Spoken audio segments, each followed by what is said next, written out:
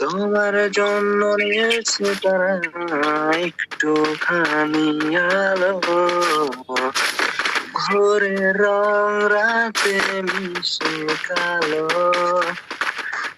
ভাই ভাই ভাই ভাই ভাই ভাই শোনো শোনো শোনো, তোমার কণ্ঠ এত জোস কেন? ভাবি